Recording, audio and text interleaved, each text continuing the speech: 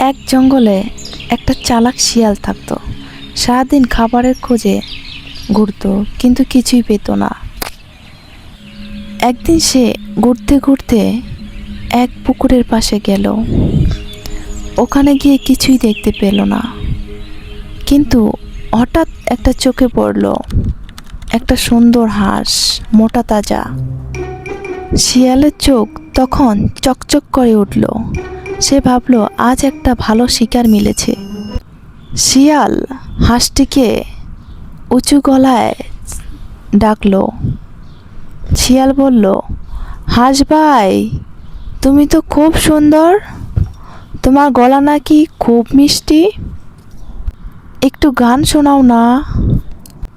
আর আমি অনেকের মুখে শুনেছি তুমি নাকি খুব সুন্দর গান গাও। হাঁস খুব খুশি হয়ে গেল। সে ভাবল, আজ আমার প্রতিভা দেখানোর সুযোগ। তখন কচ্ছপ পাশ থেকে বলল, সাবধান, বেশি বিশ্বাস করো না। কিন্তু হাঁস তার কথা শুনল না।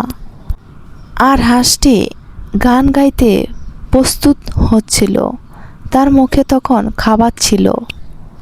শিয়াল মনে মনে ভাবছিল, কখন আমি এই শিকারটা নিয়ে চলে যাব। তখন কচ্ছপ মনে মনে ভাবছে, আরে শালা চালাক শিয়াল, আমি তো তোমার মনের ভাবটা বুঝেছি, তুমি কি চাচ্ছ। কিন্তু হাঁস ভাই তো অনেক বোকা, কিছুই বুঝছে না। ওর খাবারটা নিয়ে যাওয়ার জন্য তুমি এই চালাকি করছো। আমি তো তোমার চালাকি ধরে ফেলেছি।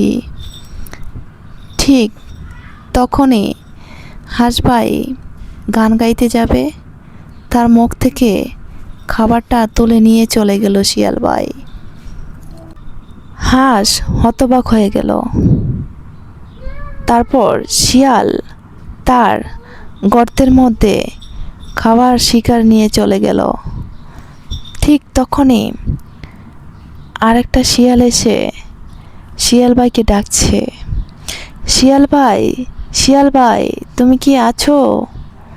শিয়াল ভাই, তুমি কি আজ শিকার পেয়েছো? আমার পেটে খুব ক্ষুধা। কিন্তু শিয়াল কোনো সাড়াই দিল না। শিয়ালের কণ্ঠ শুনে শিয়াল ভিতর থেকে আসলোই না। এই শিয়াল মনে মনে ভাবছে, শালা শিয়াল, আমি যখন শিকার ধরে তুমি আমার মুখ থেকে নিয়ে যাও, আবার কখনো এসো আমার কাছে, তখন আমি তোমাকে মজা দেখাবো।